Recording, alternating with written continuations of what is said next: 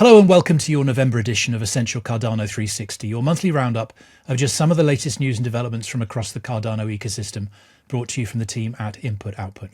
Now, before we get into this month's full lineup, let's address the recent network incident. As many of you know, the mainnet recently experienced a partition triggered by a malformed transaction exploiting a legacy bug. While some narratives out there have suggested otherwise, the facts are clear. The Cardano network never went down. While some users experienced delays and a slowdown, block production continued throughout the entire incident. Yes, this was serious and there's lots to learn from it. But what we witnessed was not a failure, but a powerful stress test, proving the resilience of the Ouroboros protocol and an incredible mobilization of the entire ecosystem.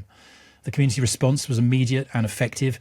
Engineers and builders from across the ecosystem collaborated in real time, and stake pool operators and exchanges rallied to upgrade their nodes and bring the network back in sync. For a fuller understanding of what happened, and importantly the next steps, including a full technical retrospective so we can learn from this and improve, make sure you check out the recent blog from Intersect. We've also linked to a video from Andrew Westberg, who worked tirelessly throughout to help resolve the situation, and an excellent write-up from Sunday Labs' Pi Lanningham. With that said, let's talk about what we've got coming up in the rest of the show. This month we're covering highlights from the recent Smart Contracts Brains Fest that was the UPLC Conference in Edinburgh. Danny will be here with the latest on Project Catalyst, plus on the governance theme, we'll have an update on the Beyond Minimum Viable Governance project. Plus, our regular Building on Cardano slot will feature two very different projects. DeltaDeFi recently launched their ultra-fast, Hydra-powered exchange as beta. Hinson will tell us how it's been going. Plus, also joining us, the ultra-traceable, pedal-powered Bike ID project, one of the recent winners of the Battle of the Builders at the Berlin Summit. So let's dive straight in, but before we do, please be sure to like, subscribe and hit that bell icon so you can stay up to date with all of the content coming out of I.O. This month saw a major gathering focused on the very foundations of Cardano's smart contracts, Untyped Plutus Core or UPLC. Rich Walker sat down with Ziyang Liu to unpack the latest UPLC conference. They cover everything from the definition of evolution of UPLC to the specific gaps identified during community roundtables, as well as the energy on the ground and how the community plans to maintain momentum for future technical developments. Hello, and we're joined by Ziyang from the Plutus team here at Input Output. How are you doing today, Ziyang? Great. I'm actually in Buenos Aires this week. It's a pretty meaningful place for Cardano, so it's fitting to record this in Buenos Aires. So it's where the Constitutional Convention took place. So looking forward to the conversation.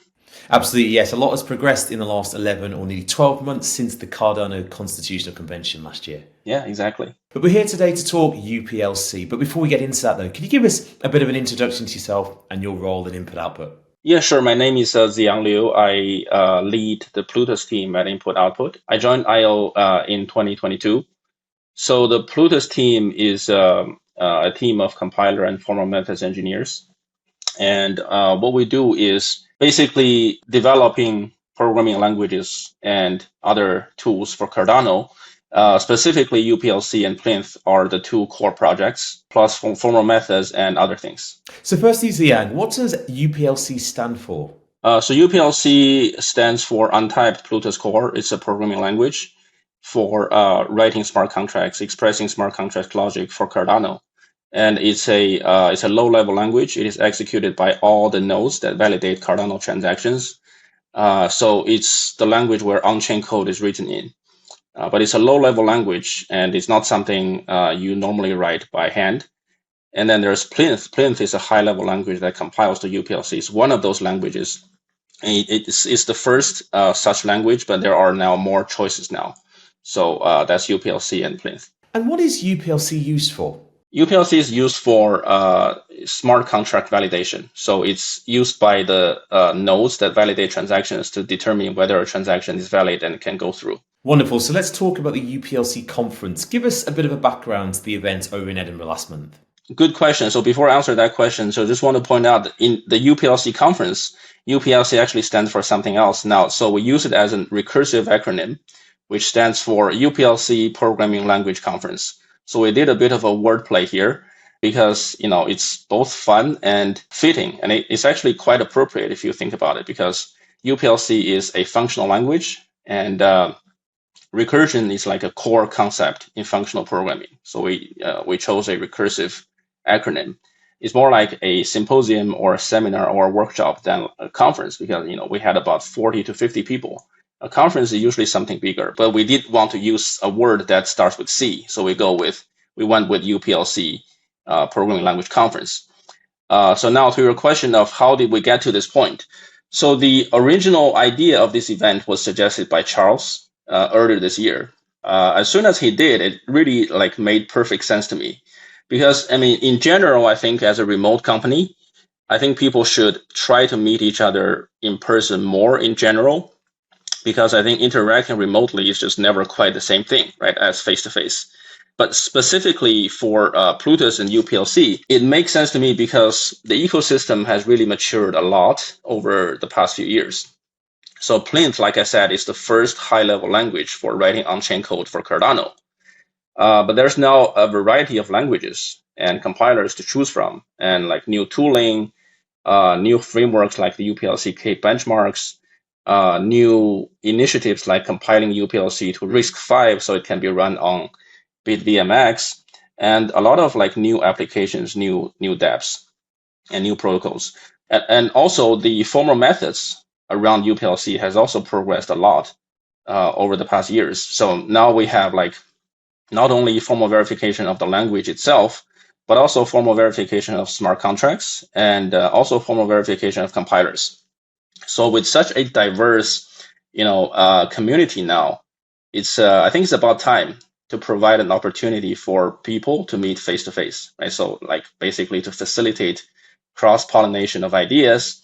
For example, language and tooling developers can learn from users about their usage patterns or exchange ideas from fellow language developers. And users can also learn from, learn coding patterns and tricks, new trends from language developers and other users. So yeah, it's a nice opportunity for people in the community to get together, and we are really in a good position to do this now because it's a decent sized community now. There's language developers, compiler developers, tooling developers, and especially if you count the users of UPLC, then we are a big community now. So yeah, we're in a good place to do this. So tell us about some of the sessions and workshops that took place at the event. Yeah, so we had about 20 sessions. So there are keynotes, talks, panels, and workshops. I think the 3 keynotes are really the highlights of the sessions. They are just really, really good. They are keynotes for a reason, right? So the first keynote was given by a high-profile speaker, Professor Philip Wadler. So Phil talked about the history of Plutus. The history actually started long before there was even IOHK or Cardano. Right, in the sense that the foundation of UPLC were laid by research that was done decades ago, and so he talked about all of those history, and it's really a reminder of how UPLC has a rigorous design from an academic point of view, right? So and many of the design choices were basically grounded on extensive research. And in particular, research on lambda calculus, which there's a very large body of research on that. So I think this rigorousness, this solid foundation of UPLC and of many other things that we do is also a key advantage of Cardano. So that talk is a good reminder of that. So right out of the gate, I think we had a very good start. And then the second keynote talk was done by another Philip DiSaro. So he's the CEO of Anastasia Labs. And he's a longtime blockchain practitioner and a power user of Plutus. And he has a very deep understanding of a lot of the applications on Cardano and how to build them. So his keynote is actually highly practical. It was about optimization strategies, how to make your contracts more efficient. It's highly practical, and it's a nice contrast to the first keynote. And then the third keynote was given by Romain Soulet. He is the lead of the Cardano HA team, Cardano High Assurance. So his team is developing this framework for automatic smart contract verification. So it's a formal verification tool. And his talk was about part of that framework, a tool called Blaster. So it's a tool for automatically optimizing and proving theorems in Lean. And he gave a live demo on that tool. The demo was quite engaging and quite interesting because it just worked amazingly well, this Blaster tool, and I think few in the audience expected it to work so well. So it was very nice to see. So yeah, these three keynotes, I think they are really the highlights of the sessions. So we have an academic one, we have a practical one, and then we have one on formal methods. So I think they are really perfect. And besides the keynote, I mean, there are many other good talks as well. One workshop that's very interesting is a workshop on UPLC CAPE. It's a performance benchmark for comparing the performances of Cardano smart contract languages. Like I said earlier, Plinth is the first, but now there are more options now. So this benchmark is a performance comparison. So it compares these languages on a well-defined set of tasks or scenarios. It provides useful insights to users, smart contract developers, by showcasing good coding patterns, and it also helps language developers like ourselves to learn from each other. UPLC CAPE is still in a very early age, but it has already drawn some community interest and submissions, and it has already sparked, I would say, healthy competition among the language developers. So that's really nice. So yeah, these are some of the interesting sessions, but there's a lot more. So they're all recorded and they're already published on YouTube. So check them out. And Ziyang, aside from the official agenda, what was the most surprising and perhaps energizing moment of the event for you personally? I think one energizing part is, besides the sessions, there were a lot of hallway conversations, because the venue has a very nice open space. The lobby of the venue has a lot of seating areas, and there was also food and drink. So it was a very nice environment for hallway conversations, and I saw people talk to each other all the time over the 3 days. And I think that was very nice, because that's a good way to facilitate information exchange and sparking new ideas and building personal connections. One goal of the event was to inspire new collaborators and also to have continued conversations and getting to know each other in person. And yeah, we basically spent the entire 3 days doing that besides the sessions. So that's a very energizing perspective of the event. Great stuff. So what's coming up in the future of UPLC in terms of the technology, but also as an event? In terms of what's coming up for UPLC as a language, we are going to publish a blog post for UPLC 2025 soon. So it should go out in a few weeks' time. And it has an answer to that exact question. So it has a section called "What's Ahead for Plutus?" or something to that effect. So the Plutus team is right now is wrapping up the work on the intra-euro hard fork. So that's the immediate priority. We are releasing a lot of new features at the hard fork. So we're releasing 14 new primitives and 2 new built-in types, and like the support for case analysis on built-in types and more. So that's the immediate thing. And then beyond that, we will continue to evolve and improve in all 3 aspects that we work on. So Plinth, UPLC, and formal methods. So the work we currently planned will keep us busy until at least 2027. And some of the highlights are like introducing modules and laziness to UPLC, and improving the developer experience for Plinth, and also continue to develop the UPLC CAPE benchmark. So these are some of the items that we have in mind. And are we expecting to see a UPLC 2026? I hope so. We don't have a concrete plan for this yet, but I think I would love to do this again next year. So stay tuned. I think it will likely happen. So I would love to do it, and especially if someone wants to volunteer to take over my responsibility for organizing the event, that will be even better. That will be much better. But yeah, I would love to do that again if possible. So for a developer or language enthusiast who couldn't get up to Edinburgh for the event, what's the most important message or piece of knowledge that you want them to take away from the conference this year? First, I would suggest watching all the recordings. I mean, really, there were some really great sessions at the event. And then I'd say, well, you missed a great event, but that's okay. Don't be too upset, right? The future is very exciting. Let's look ahead.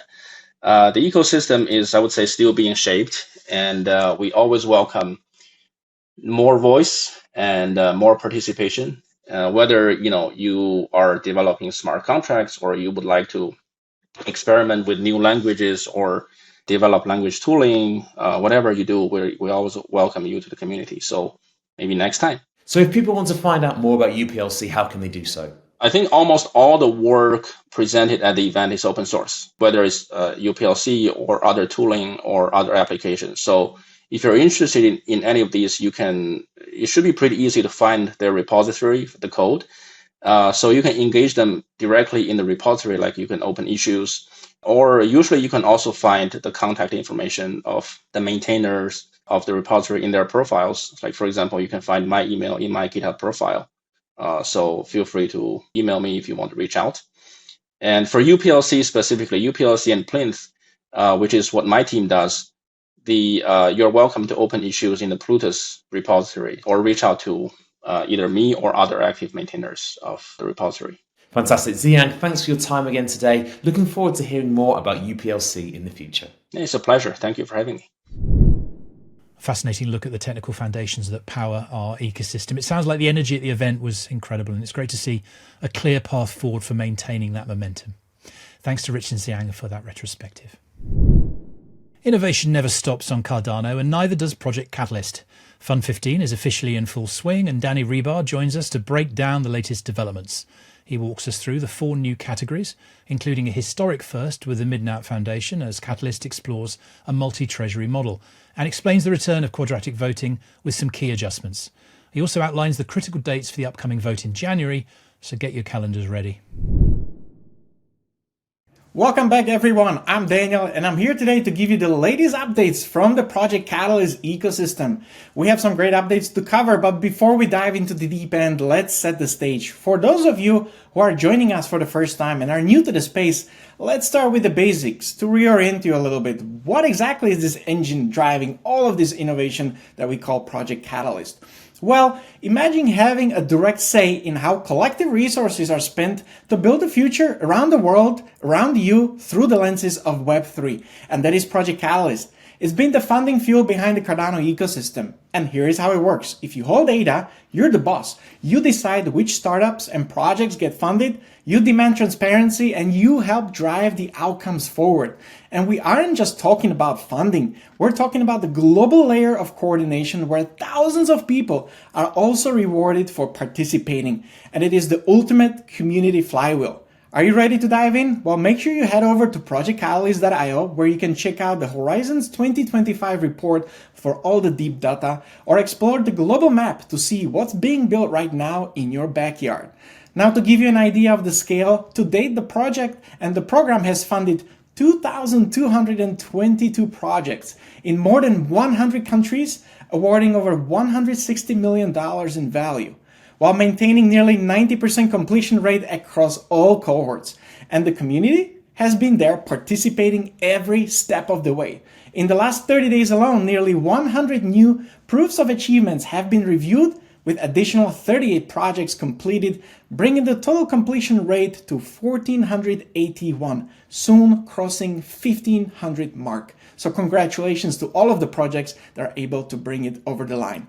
So what is in the latest news otherwise? Well, Fund 15 is officially in full swing, as you might have noticed. Now, this funding round features 4 amazing categories, including 3 Cardano-centric ones and 1 brand new special edition. First, we have Cardano Partners Tier 1 Enterprise Integrations, which supports large-scale pilots with industry giants to drive mainstream enterprise adoption of Cardano. Next is Cardano Use Cases, Prototype and Launch. This is designed for technical builders and entrepreneurs to turn innovative ideas into functional MVPs on testnet or mainnet. And then we have Cardano Open Ecosystem, which funds those non-technical grassroots initiatives like education, marketing, meetups, and so much more to broaden the Cardano's global reach. And finally, for the first time ever, we have Midnight Compact dApps, a strategic category dedicated to building the next generation of privacy-preserving applications. This marks the first time in Catalyst that we're exploring a multi-treasury model, which is a massive milestone, and it is really exciting to work with Midnight Foundation to make it happen. Now, what else? We're equally happy to see the quality of submissions rising fund over fund. Now, the deadline to submit proposals actually passed earlier today, so that's the sad news. However, all proposals are undergoing general compliance checks now, and we're moving towards the next exciting stage. A community-led bounty program is currently moderating these submissions and will continue throughout the month of December. They are checking for compliance and ensuring that every proposal adheres to the specific category briefs and also fund rules. This ensures that we maintain a high standard across the board. In parallel, a general community review is going to take place in December. If you subscribe to be a community reviewer in Fund 15, you have an important task ahead. You'll be reviewing proposals against standards like impact, feasibility, and value for money. This is a critical feedback loop because it helps proposers improve and it gives voters the info they need to make good decisions. Now, speaking of voters, if you plan to participate in Fund 15, I highly encourage you to check out our latest blog. It dives into the voting logistics for this particular round. Here's the headline news. Quadratic voting is back, but with some adjustments based on what we learned in Fund 14. The key change? The threshold for the quadratic calculation is changing from 1% of registered voting stake to 2% of the active voting stake. So to understand exactly what that means for you, make sure to read the blog, and the link should be on the screen just now. In terms of getting ready, if you have registered and voted in the past, you're ready to go. If you are new, you need to complete your registration before the snapshot with instructions on our official kitbook. So make sure you mark these dates. The voting power snapshot is scheduled for January 4th at 9:45 p.m. UTC. And then what happens? The main event everybody's looking forward to. That's the community-wide vote. And it will run from January 13th until January 27th. And we expect to have the results by the end of January so we can move straight away into onboarding amazing projects throughout February. Now, that's a wrap for an update today. If you want to keep up with everything happening in the Catalyst world, make sure to follow us on X at Catalyst_on X. We're always sharing exciting stories and news you don't want to miss. And don't forget to join us for our weekly town hall. It happens every Wednesday at 3 p.m. UTC, and you can stream it live on YouTube and X, or even better, just jump right into conversation with us on Zoom, and the link should be on your screen right now. So thanks so much for tuning in. This was Daniel on behalf of the Project Catalyst team signing off for today, and we can't wait to see you with an update next time. Have a great day. Bye-bye. So thanks to Danny for that. Now, the move to a multi-treasury model with Midnight is a massive milestone, and it's important to note those changes to the quadratic voting threshold. So remember, if you're a new voter, you need to register before the snapshot on January the 4th. Governance is a journey, not a destination. Rich Walker sat down with Danielle Stanko and Ken-Erik to explore the Beyond MVG project, which aims to provide guidance on how to establish clear metrics and KPIs for Cardano's governance. They share details on the nearing completion of Milestone 1 and the upcoming Milestone 2, where the community will be invited to provide input through surveys and workshops to help identify actionable next steps. Danielle, Ken-Erik, great to have you back with us on Cardano360. How are you both? Doing good. How are you? Yeah, all good over here. So today we're going to talk about Cardano governance, but can you first introduce yourselves and give us a bit of a background within the Cardano ecosystem? Yeah, hi. I'm Danielle Stanko. I work with IOG, and I'm the Director of Governance here. And also last year, I was the Secretary at the Cardano Civics Committee throughout the whole process of drafting the Cardano Constitution. Yeah, hello guys. My name is Ken-Erik Ørnheim. I'm from Norway. Most people see me as a civic member at Intersect. I have been a delegated representative from Norway, ratifying the Constitution, and also part of the Cardano Constitution Consortium, Tingvad, here from Norway.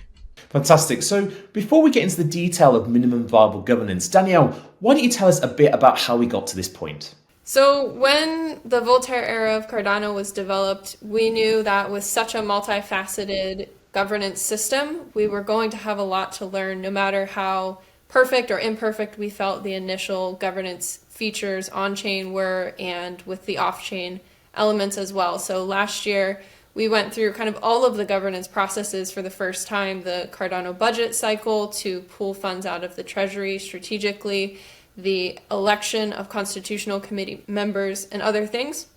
And so this is just a natural evolution of us as an ecosystem learning. And I think a really important part of being able to learn and observe is having a way of measuring how things are moving. So that's a really big part of what this Beyond Minimum Viable Governance project is about. So Danielle, could you briefly explain what minimum viable governance actually is and how it builds on the previous governance work within Cardano? Yeah, so the Beyond Minimum Viable Governance project is, number one, laying out a framework for how we measure governance, how we think we should measure it, and which metrics we use.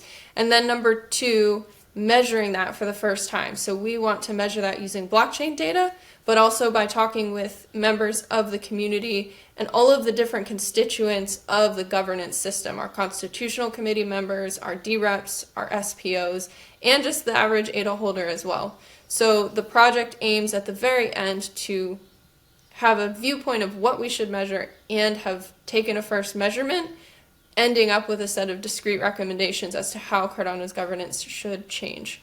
And as we come towards the end of 2025, we are fast approaching the first key milestone at the end of November. Do you want to tell us a bit more about that? Sure, that first milestone is establishing a foundation for measuring governance. So the activities there have largely been doing secondary research to learn about how traditional governments in nations and states are measuring and do measure governance, as well as how blockchain and DAO projects do as well, combining that knowledge together to form our view of how Cardano's governance should be measured.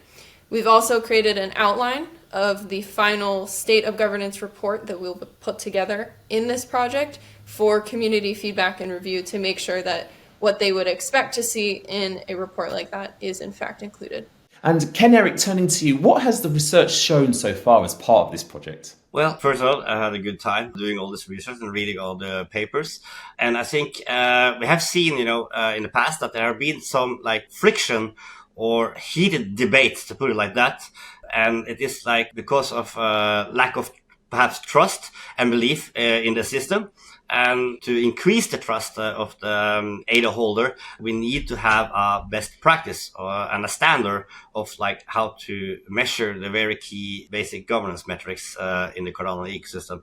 And I think that will make the ADA holder trust the system more, and we get a higher participation in the governance process. How do governance improvements like the ones we're seeing with Beyond Minimal Viable Governance actually affect the general ADA holder who might just be delegating or watching from the sides? I think we will be able to prove that the power balance and the separation of the different powers in the Cardano ecosystem, hopefully we're going to reduce friction and increase trust in and get more participation in the Cardano ecosystem. And perhaps we will also have an agreement in the community and on the metrics, for example, like our ADA holders who are always abstain part of the governance process and consider as an active participant. We have looked into this, what this has been done in traditional governance. And so I'm excited to share our findings to the community. And Danielle, beyond the first key milestones, what's coming up in the future? What can we expect to see over the next couple of months? Yeah, after this first milestone where we establish how we think Cardano governance should be measured, we will actually then go and measure it. So all of the metrics we have defined in this first milestone will actually be measured by pulling data from the Cardano blockchain. And then we'll also kick off activities like surveys that we'll send out in the community. We'll be scheduling one-on-one interviews with key stakeholders in governance to talk to them and hear their stories and their frustrations, and also preparing for online workshops to gather people together for debate, discussion, to understand what are the challenges that people face in Cardano governance. And when we combine that together with this data we've pulled from the blockchain, we should have a very nice view of what is the state of Cardano's governance. So that's where we're heading with this project longer term. Ken-Erik, what's it like participating in this process, and why should other people want to get involved? Well, first off, when you go and meet people in real life, people will see that what a fantastic community we have, and that this community, when they get together and start solving problems, they can basically move mountains. And on top of that, it's very important for this project to get feedback on that we are, for example, building this trust and getting insight to if the research is having the same focus as what the community does. So for anyone that wants to get in touch and find out a bit more about this process, how can they do so? For the project, we will be using Essential Cardano as the place where we will share regular updates on the project, in addition to having certain tweets come out from the IOGX account, so feel free to watch that account as well.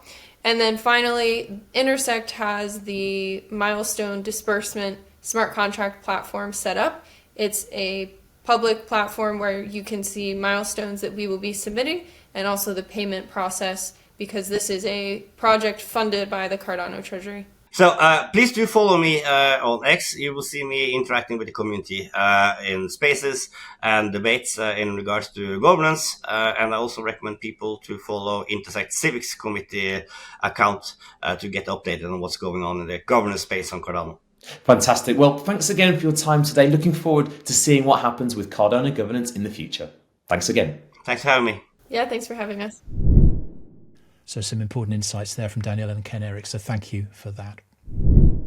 Our Building on Cardano segment spotlights just some of the talent driving the ecosystem forwards.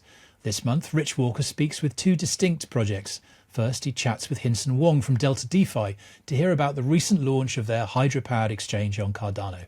Then he looks at real-world utility with one of the winners of the Battle of the Builders at the Berlin Summit. Bartek from Bike ID is also joining. We're joined by Hinson from DeltaDeFi. How are you going, Hinson? Yeah, I'm doing great. Thank you for having me again. Absolutely. Now, it was only last month that we had you on the show, but for the people who didn't see last month's episode, tell us a bit about yourself and DeltaDeFi. I'm Hinson. I'm in the Cardano ecosystem since 2020-2021. And right now I'm a Cardano ambassador and I'm the co-founder of DeltaDeFi and Ziyang Lab. DeltaDeFi is the topic of today, and Ziyang Lab, we do Hong Kong community, and also we maintain and build quite a few of open source library in Cardano. So what is DeltaDeFi and why is this DEX different? So we try to build DeltaDeFi essentially with a single goal of try to bring the traditional trading experience into DeFi on-chain. So I think the difference of us to other DEXs mostly is we are the first one built on the layer 2 technology, which is Hydra, which makes us really unrestricted to build all the features that we want to match the centralized trading experience. For example, placing order, canceling order without any fees, and then API trading, essentially the same as Binance. These are the stuff make us different to most other major DEXs. So when we last spoke to you, Hinson, you were gearing up for the launch. How's that been going? Yeah, it's a little bit hectic, to be frank, because we set a pretty tight timeline into launching the product. We want to do it during the Cardano Summit period, where there's a lot of attention to the Cardano ecosystem in general. And we eventually made it. We launched it in the 12th of November and got really good awareness. Every major persons in Cardano, we posted our launching Twitter. There are like 60 or 70 users create an account and do their first trading in DeltaDeFi on the first day. And yeah, it's kind of a nice experience. I'm kind of surprised we didn't get any major issue reported during the first week, which is we consider a very smooth one. Yeah. So let's go back in time a bit then, Hinson. Tell us about the run-up to launch and tell us about some of the technical work you and the team have been doing in order to make sure everything was ready. Yep. Because we are using the Hydra technologies.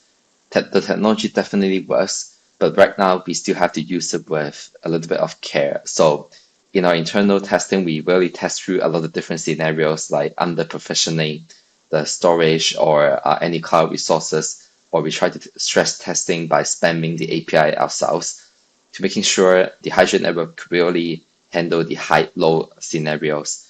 And then because this technology is also so early, it feels like start to write any Cardano debt by the first time we introducing Plutus, that kind of feeling. So we try to also restrict the user deposit into 100 ADA and 100 USDM at the first day. In case there's anything really, really bad happen, we could just refund all the users with all the funds. That was our kind of worst case scenario planning initially. But eventually it's very happy to see that everything works out really perfectly. The software worked as fine as we could expect it. And yeah, we are moving on into packing it into a more full release in coming 1 or 2 months. Yeah. So Hinson, what has your experience been like working with Hydra? I think the experience has been nice throughout the year. Like we started off about 1 year ago by the time we talked with Trim. Like at the very beginning, we have a already very warm welcome. Trim helped to plan out some of the technical architecture using Hydra. But obviously we are maybe first 1 or 2 projects that are seriously using it.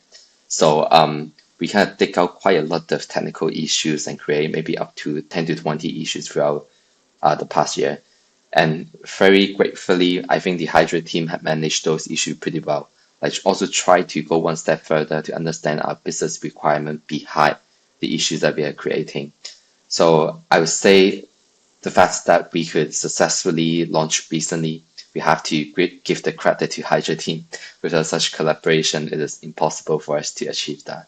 So Hinson, DeltaDeFi are taking a steady approach to the rollout. Tell us a bit more about the roadmap ahead. So right now we have the more restricted versions where we restrict user to deposit 105 to 500 ADA USDM.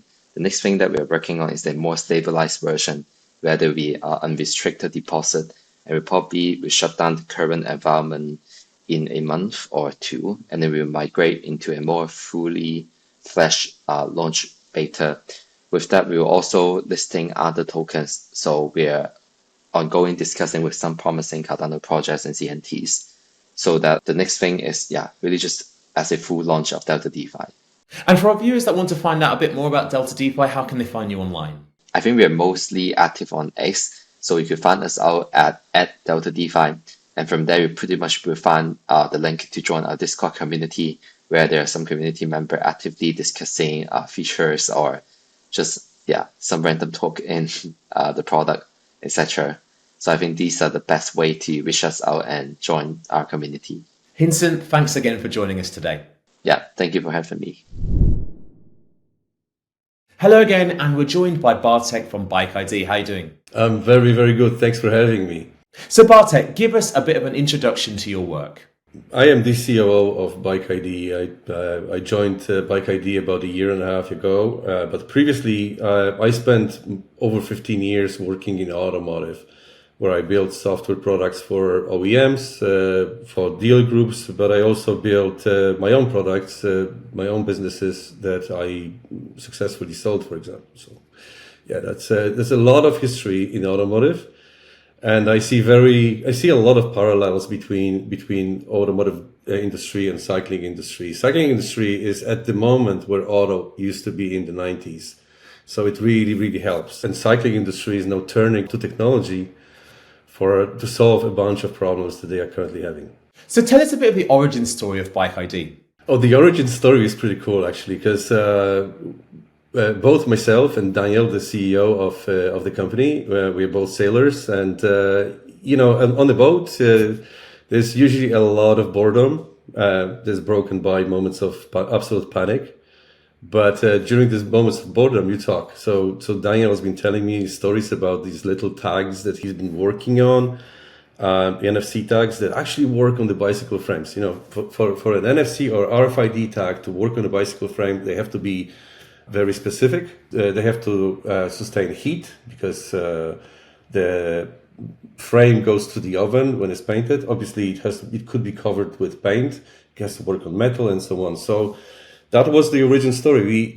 I just basically saw the product that was very good for identifying bicycles, but it didn't have that software layer to it. And I brought my experience from automotive, and we started kind of building the bin cloud, as we called it. And we should also talk about the scale of this problem. We hear about, for example, bike thefts in major cities, but it's more than that, isn't it? What's the scale of the challenge that we're talking about here? So if you look at the industry has many, many, many problems. The cycling industry, I mean, we look at vertical, but we go horizontally. So starting from, as you mentioned, the riders, they see a bunch of problems. I mean, the biggest problem is theft. In Netherlands alone, you're talking 700,000 bicycles being stolen every year. Obviously, the Dutch police, they have been marking the bikes. There's a bunch of efforts, social campaigns, but still, it's not dropping. It's even growing every year. And the thing is that if a bicycle gets stolen in, say, Netherlands, and it's brought to the UK or to Romania or wherever, it can be easily sold there because nobody knows that this is a stolen bicycle. Okay? Same story, if you were selling a car, obviously you know that the car you're selling that has a great service history, has higher value than the car without a history. Okay? So now that when we bringing Bike ID, we are recording all the events that happen with the bicycle throughout its life cycle, and we're providing this to the user, to the owner, and they're able to sell it at a higher value. So that's the riders. But then the biggest problem is for the manufacturers who are sitting on tons of unused parts. So during COVID, everybody wanted to get out and started buying bicycles left, right, and center. The market suddenly grew 30% year over year. So everybody in the industry started stocking up. Let's get parts, okay? And then everything went back to normal. So they were left sitting on huge amounts of parts and bicycles that they couldn't sell. So then suddenly the big bicycle brands, they started looking at after sales as the source of revenue. Because right now it's sell it and forget it.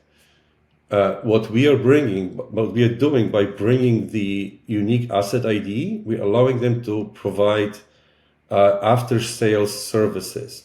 And by after sales services, I'm not talking only about service, but I'm also talking about the financial services, such as leasing, such as service plans, such as extended warranty, insurance bundled into the sale of the bicycle, which means that, first of all, suddenly the manufacturers and the brands, they have a recurring revenue, but also it's customer retention on steroids, because you know that this customer in 3 years' time is going to come back to you and buy next bike from you. At least you're increasing that potential. Understood. So let's talk about Cardano. Why is Cardano a good fit for a project like Bike ID? So we have 3 types of data. So data number 1 is the public data. This is the data that is the bicycle specification or some of the events, because we're recording all of the events that happen with the bicycle. So the specification, that's public. Everybody should know this. So if you're scanning a tag on a bicycle, you know what frame it is, what fork it is, what engine, if it's an e-bike, what battery, and so on. It's easily verified. But also the status, if it's stolen, not stolen, and so on. So this is public data. This sits in our Amazon cloud. It's super happy there. But then we have events, and we have also GDPR in Europe. So we had to look for a solution for that. And we found Iagon, and we love Iagon. And we're sharding our data, we're storing the events information on Iagon. And then there is the proof of bike, which is the most important bit, because it kind of constitutes every bicycle. So when the bicycle is born, it gets this BIN number, bicycle identification number, which is a 24-character code. Okay, so this number plus the basic information, it sits on the blockchain. So that's how it's structured. So we're using the chain for verifiability of our assets. And turning to more operational matters, what has been the single biggest strategic hurdle you faced as Bike ID has developed? Most importantly, convincing the manufacturers that they should be doing this. Initially, it was a bit of an uphill battle. They knew that they had to do something. Obviously, you have frame numbers, you have the national registries and so on. But for us to introduce this, it was a bit of a hurdle. But then we started working with CIE, Cycling Industries Europe, which is an organization that kind of encompasses all the manufacturers in Europe.